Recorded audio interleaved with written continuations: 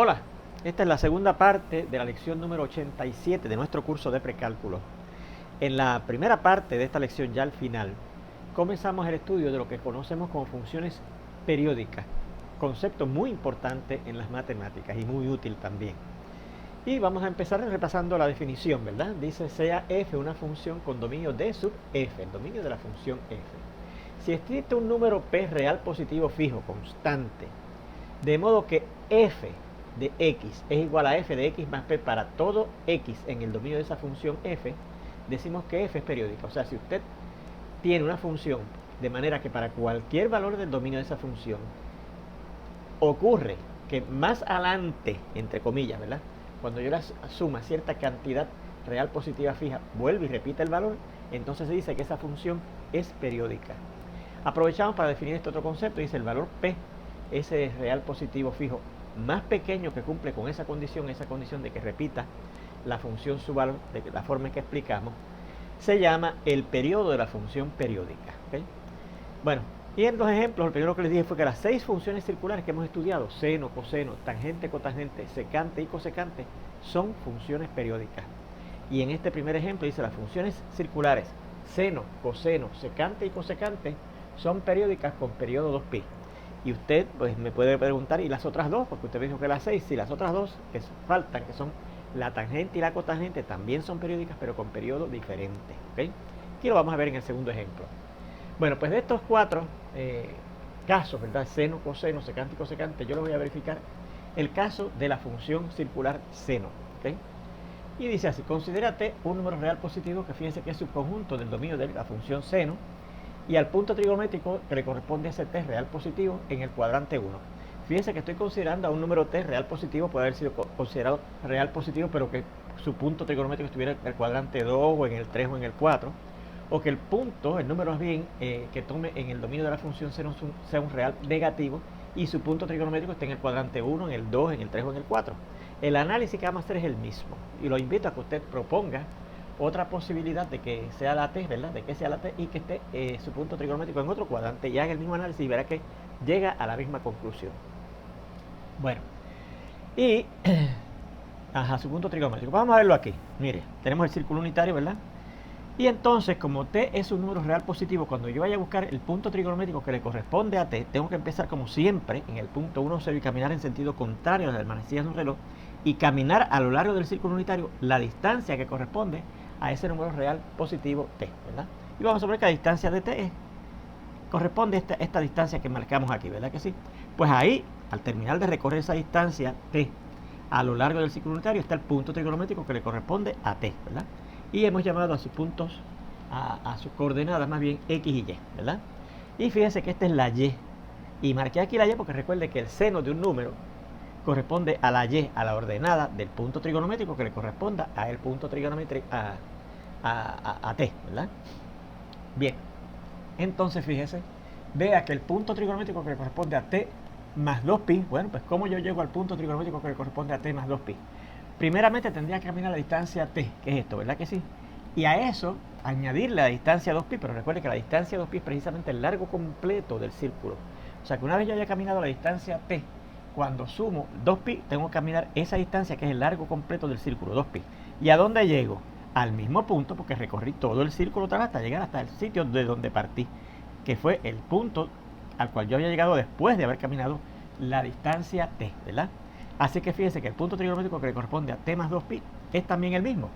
Por lo tanto, si yo busco el seno de t, pues eso sería la ordenada del punto trigonométrico que le corresponde a t. Y la ordenada del punto trigonométrico que le corresponde a t es y. Pero fíjense que esa y también es la ordenada del punto trigonométrico que le corresponde al número t más 2pi. Por lo tanto, eso será también el seno de t más 2pi.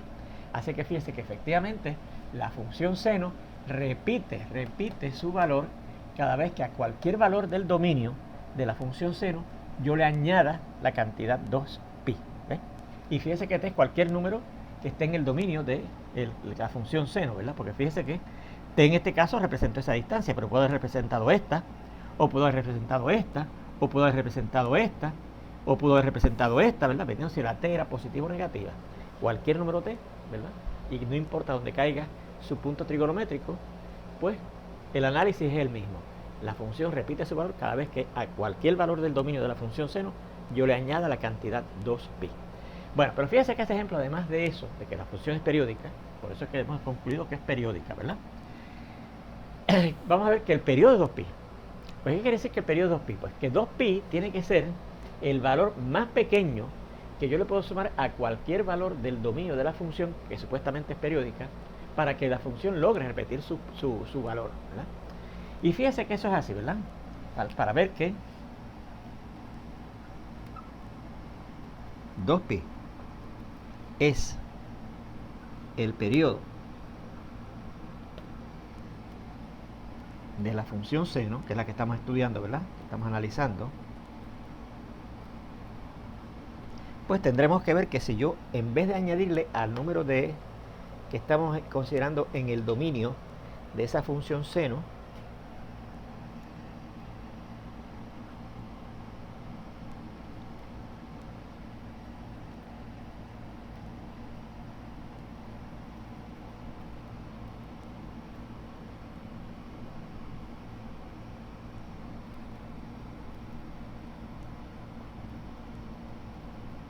pues la función seno no repite su valor, ¿verdad?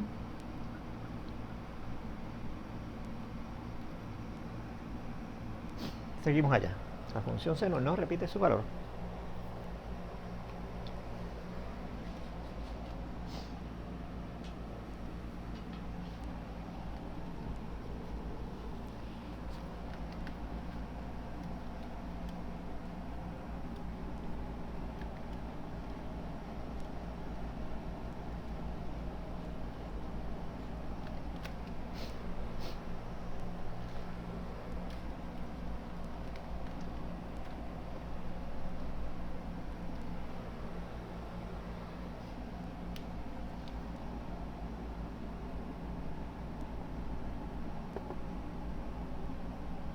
Pues mira, eso es fácil de ver.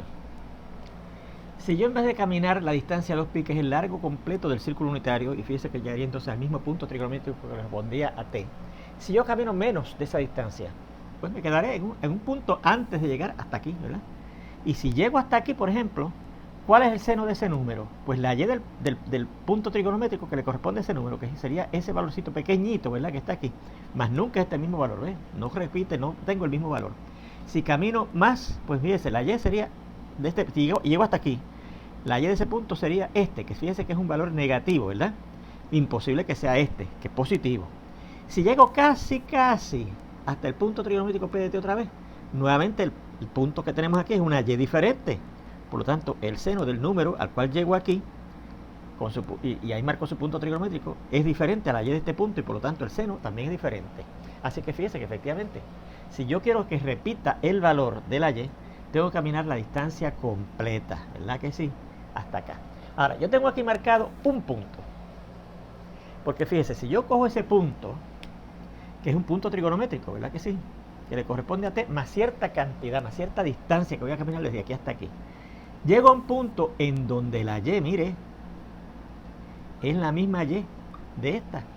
Y usted dice, pues aquí hubo un fallo, porque el seno volvió a repetir su valor aquí, antes de caminar la distancia completa 2pi. Así que eso me lleva a pensar que es posible que la función seno sea periódica, pero con un periodo menor de 2pi, que es como dice el ejemplo, ¿verdad? Bueno, pues si es verdad que esa distancia que vamos a marcar desde aquí hasta aquí la vamos a llamar d, ¿ok? La distancia desde aquí hasta aquí la vamos a llamar d, y por lo tanto ese punto sería el punto trigonométrico que corresponde a t más d, cuyas coordenadas sería alguna abscisa distinta de esta, ¿verdad? Porque de hecho es negativa, x1, pero la misma y, ¿verdad? Y que por lo tanto el seno de t más d también sería y, la misma y de esta, porque mira, es la misma, ¿verdad? Fíjense qué pasaría si yo parto ahora de este punto, que es otro, que le corresponde a otro número en el dominio de la función seno, ¿verdad? Y camino otra vez esa distancia. Yo diría que si camino esa distancia llego más o menos a un punto por aquí, ¿verdad que sí? O sea que este sería el punto que le corresponde a tp de t más d más otra d más, porque camino otra vez la distancia d, ¿ok? Distancia d adicional, ¿verdad que sí? D más d, que si yo abrevio esto sería p de t más, y d más d serían 2d, ¿verdad que sí? Bien, fíjese que la y de ese punto sería de hecho un valor negativo que cae hasta en el tercer cuadrante y bien chiquito en valor absoluto, ¿verdad que sí?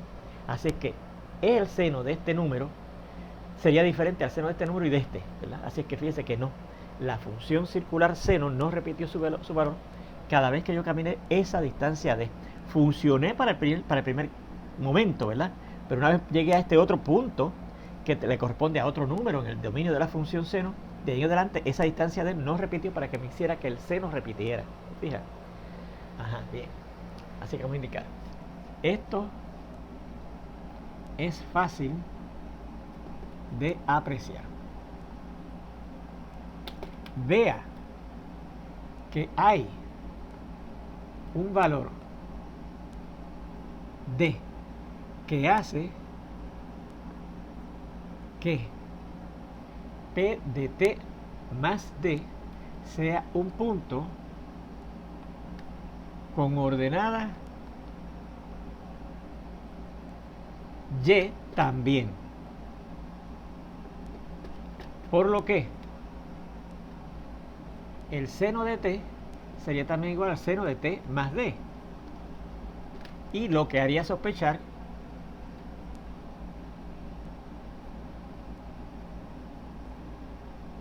que d puede ser el periodo de seno, perdón. ¿Okay? Pero fíjense que una vez hemos llegado a ese punto, P de t más d,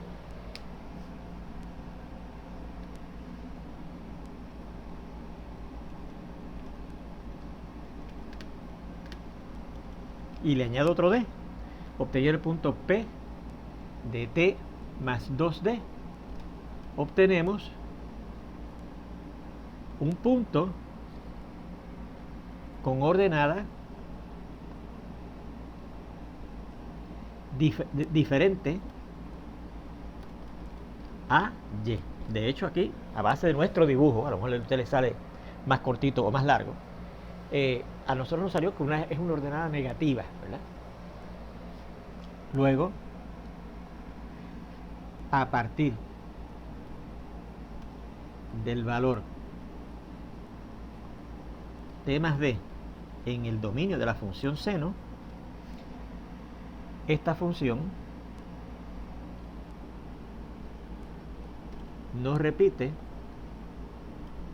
su valor al añadirle la distancia, el valor d. Que fíjense que de hecho también sería un número real positivo, ¿verdad? Porque lo caminé en esta dirección, en sentido contrario a la permanencia de un reloj. Y es fijo, ¿verdad? Porque ya una vez yo cogí esa distancia, es seguir sumando la misma, ¿verdad?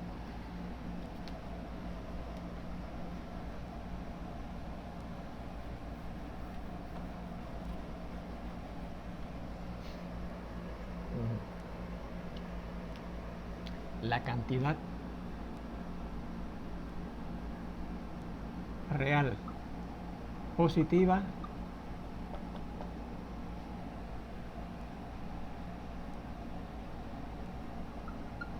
y fija, constante, ¿verdad?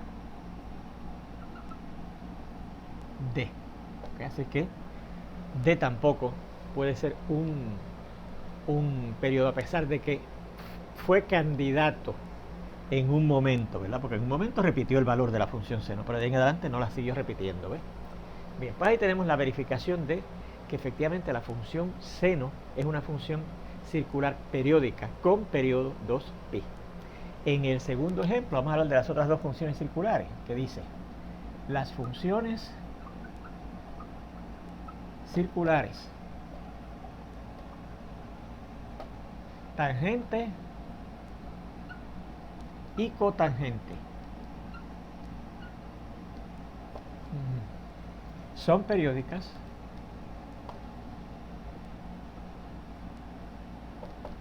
pero con periodo pi. Son periódicas pero con periodo pi, no con periodo 2pi, que es como son periódicas las otras cuatro funciones circulares, ¿ves? repite el valor en la mitad de la distancia que logran repetirlas las funciones seno, coseno, secante y cosecante. ¿Okay? Y vamos a ver aquí la verificación del caso de la función tangente.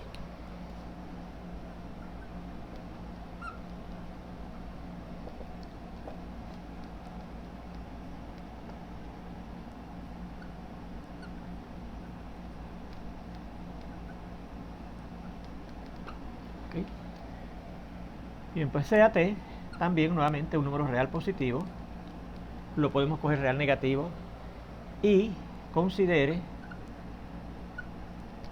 su punto trigonométrico A real positivo y que esté en el dominio de la función tangente, ¿verdad?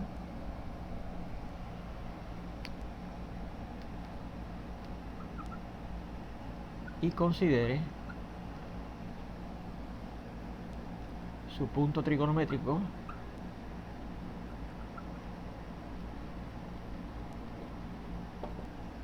P de t con coordenadas X y Y que esté también en el cuadrante 1. Pero el análisis que vamos a hacer, igual que en el caso del análisis que hicimos para la función seno, funciona si la t fuera real positivo y su punto trigonométrico estuviera en cualquiera de los otros tres cuadrantes, en el 2, en el 3 o en el 4.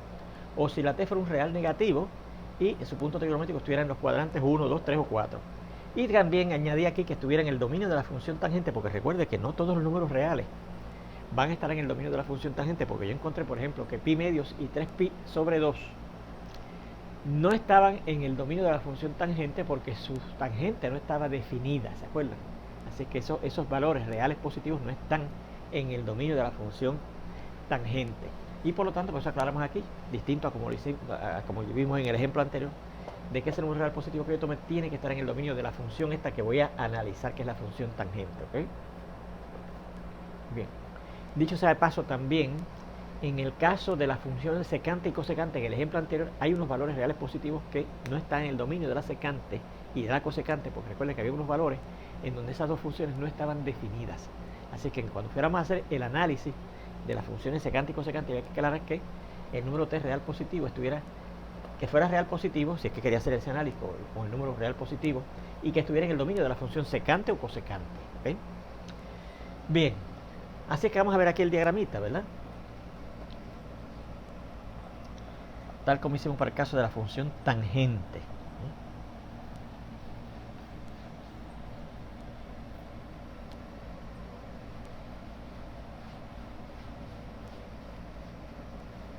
Vamos a dibujar aquí una buena aproximación, ¿verdad?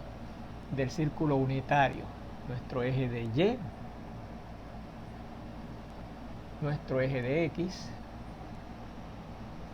y supongamos que el círculo unitario es este que yo estoy marcando aquí así, ¿eh?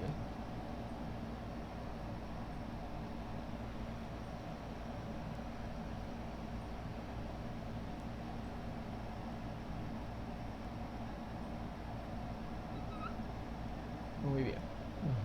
Y vamos a suponer que el punto trigonométrico que le corresponde a T es este que está aquí. Más o menos el mismo que marcamos ahorita, ¿verdad que sí? Con coordenadas X, Y. Así que T sería esta distancia, al ser positivo, que yo me muevo a lo largo del círculo unitario en sentido contrario a las manecillas de un reloj, y que al llegar a ese sitio, pues ahí está el punto trigonométrico que le corresponde a ese número T, que repetimos corresponde a la distancia que usted tendría que recorrer a lo largo del círculo unitario, partiendo del punto 1, 0 siempre, hasta llegar al punto trigonométrico que corresponde a T. Y hemos dicho que tiene coordenadas X y Y, y fíjense que efectivamente lo tomamos en el cuadrante 1, ¿verdad? Pero puede haber tomado aquí, más allá, más acá, siempre y cuando esté en el cuadrante 1, ¿verdad? Bien, fíjense que esto sería la Y de ese punto, ¿verdad que sí? Y esto sería la X de ese punto, ¿verdad que sí? Bien, bueno, pues vea que el punto trigonométrico que le corresponde a T más pi es este punto que les voy a indicar. Vamos a ver cómo determinamos, fíjense. Una vez yo haya caminado a distancia T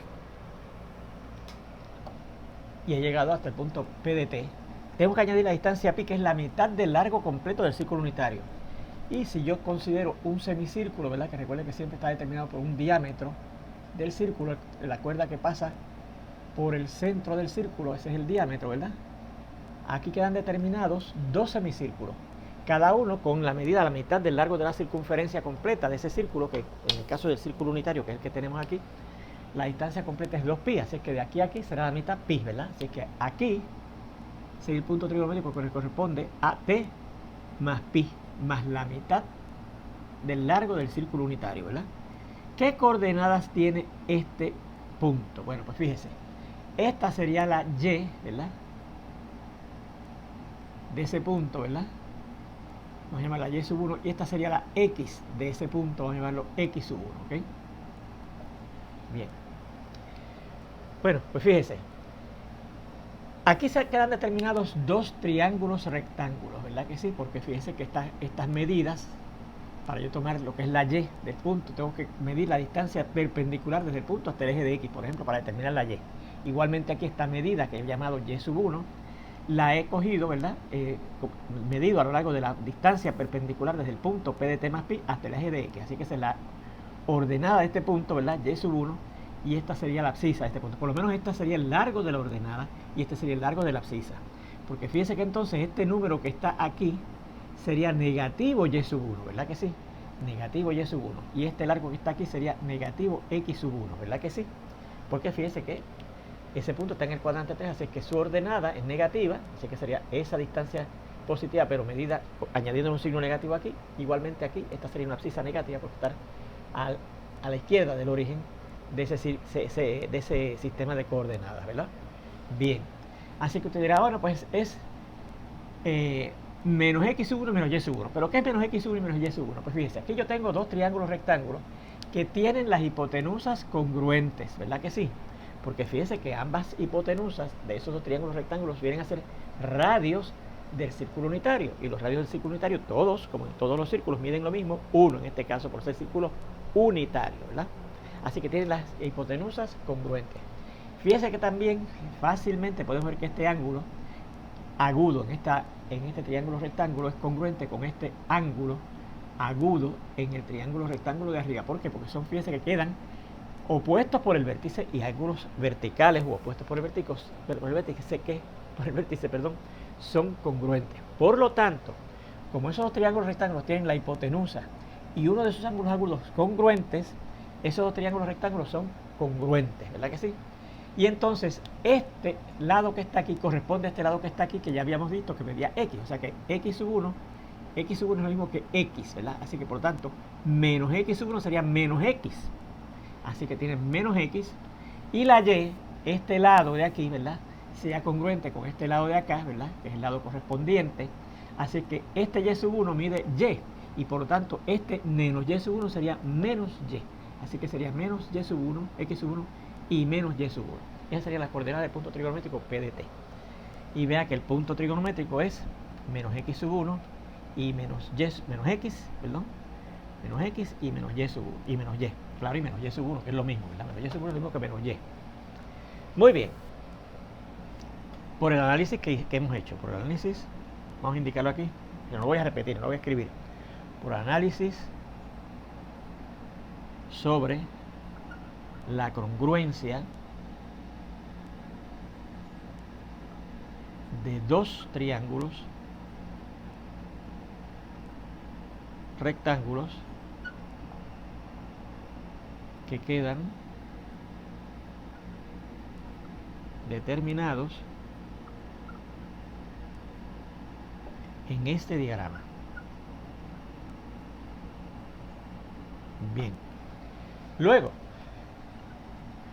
¿cuál será la tangente del número t? Bueno, pues recuerde que por definición la tangente de un número es la división de la ordenada del punto trigonométrico que le corresponde a ese punto entre la abscisa de ese mismo punto, ¿verdad que sí? Así que sería la división de la ordenada del punto trigonométrico que le corresponde a t, que es y, entre la abscisa de ese punto que es x, ¿verdad que sí? Pero fíjese que entonces la tangente entonces de t más pi sería la ordenada del punto trigonométrico que le corresponde a t más pi, que es menos y, ¿verdad? El negativo de esta misma ordenada sobre menos x. Pero entonces, por las reglas de signo de una fracción, yo puedo cambiar el signo arriba y abajo. Así que si yo cambio el signo arriba y abajo me queda y sobre x. Y eso, fíjense que es esta misma y sobre x, que es la tangente de t. Por lo tanto, ¿qué hemos visto? Que efectivamente la función tangente repite su valor cada vez que a cualquier valor de su dominio yo le añada el valor real positivo y fijo pi. ¿Okay? Luego, y eso significa que la función tangente es periódica.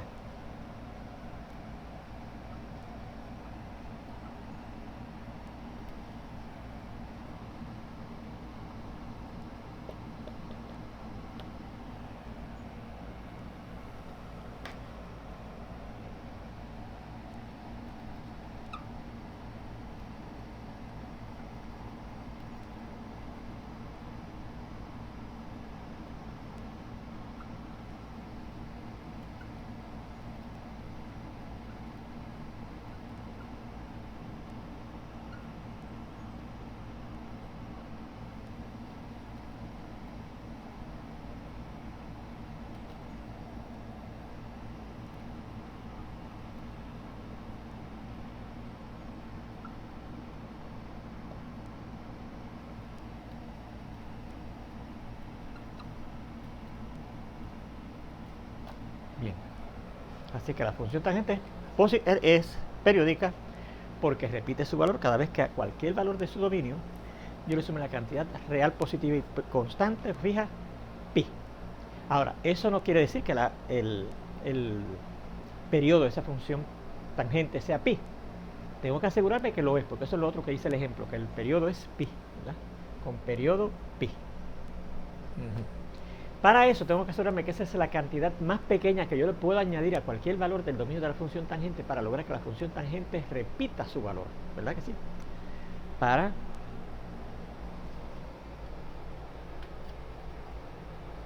ver que pi es el periodo de la función tangente,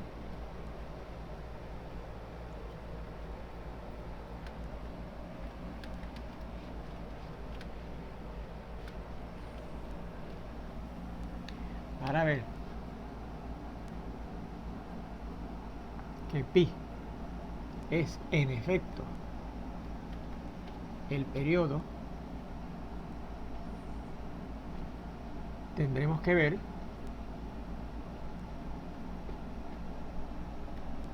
que si sumamos una cantidad menor a pi a un valor del dominio de la función tangente,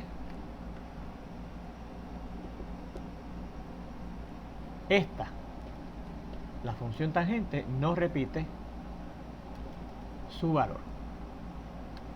Bueno, eso también es fácil de ver, ¿verdad que sí? Porque fíjese, si yo le sumo una cantidad menor a pi, a esa cantidad t, ¿verdad? Pues no llego a este punto. A lo mejor me quedo por aquí, me quedo por aquí.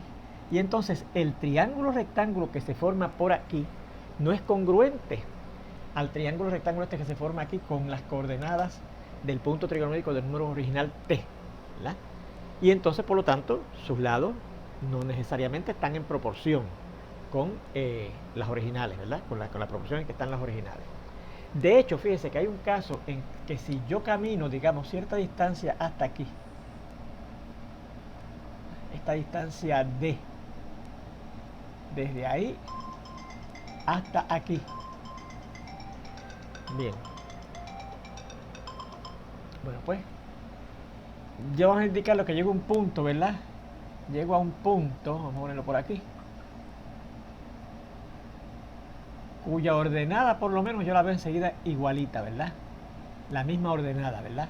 Un P de t más cierta distancia d, que voy a determinar ahora sus coordenadas, ¿verdad? La y es la misma de la original. Y la x, fíjense que yo puedo hacer el análisis, ¿verdad? De este triángulo rectángulo que se forma aquí, ¿verdad? Y ver que es exactamente la misma, pero negativa. Y ese análisis de por qué es ese valor negativo, etcétera, lo vamos a continuar entonces en la siguiente lección, donde espero verlo ya prontito. Hasta entonces.